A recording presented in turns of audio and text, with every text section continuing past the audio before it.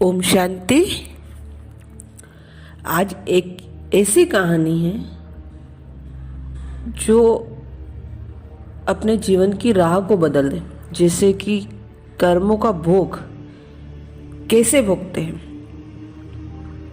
हर इंसान को अपने अपने कर्मों का भोग भुगतना है।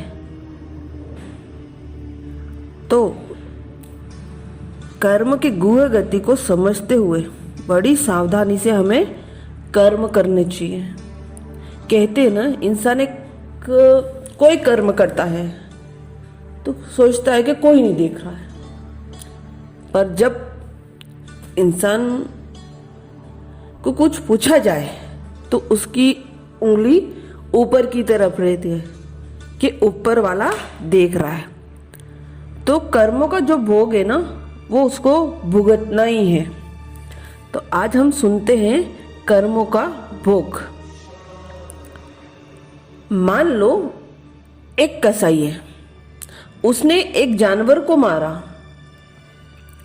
अब उसने तो पाप कर्म किया ही।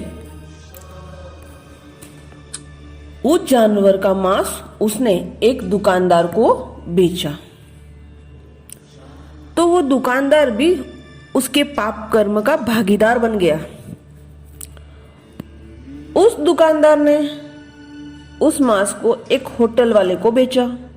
वो होटल वाला भी उस पाप कर्म का भागीदार में जुड़ गया।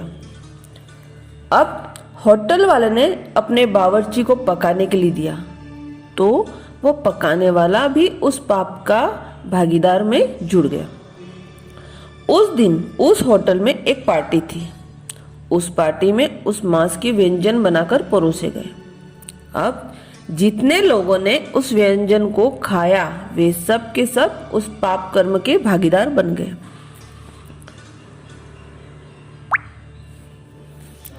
कर्म एक ने किया।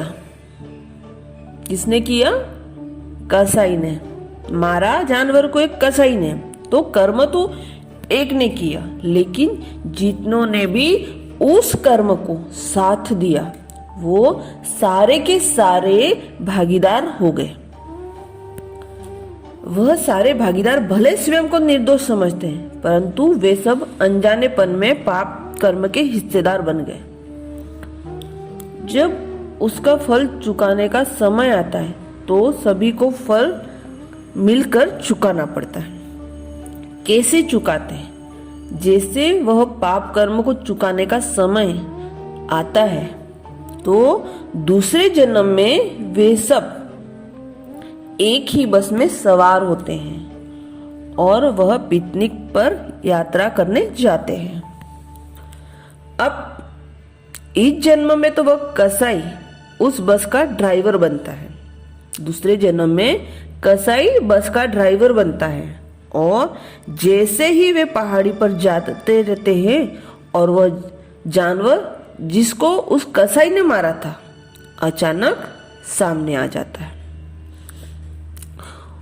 उसे बचाने के लिए बस का ड्राइवर बस का संतुलन खो बैठता है और वह बस उस पहाड़ी में नीचे गिर जाती है और उसमें किसी की जान जाती और हर एक को कहीं न कहीं चोट लगती। उस वक्त लोग यही कहते हैं कि ड्राइवर की गलती, कारण सभी निर्दोष लोग को चोट आई। परंतु कर्म की गुह गति के हिसाब से कोई निर्दोष नहीं था। जो निर्दोष थे ना, वह किसी न किसी कारण से उस यात्रा में जा नहीं सके, या फिर इतने ऊपर से गिरने के बाद भी किसी किसी को एक खरोच तक नहीं आती। निर्दोष को बिना कर्म किए दुख, दर्द या भोगनी पड़े, यह तो हो नहीं सकता। यह कायदा ही नहीं है।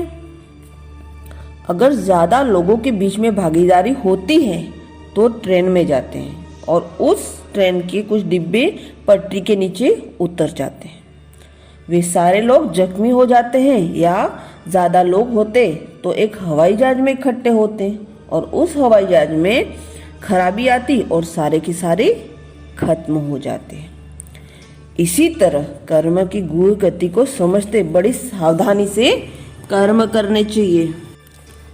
तभी तो कहा जाता है कि कर्म कभी किसी को छोड़ते नहीं, भले किसी व्यक्ति ने कितना भी छिपकर कर्म किया हो, लेकिन मनुष्य स्वयं को उस कर्म से छुड़ा नहीं पाता। उसका हिसाब उसको भोगना ही पड़ता है। अच्छा, ओम शांति।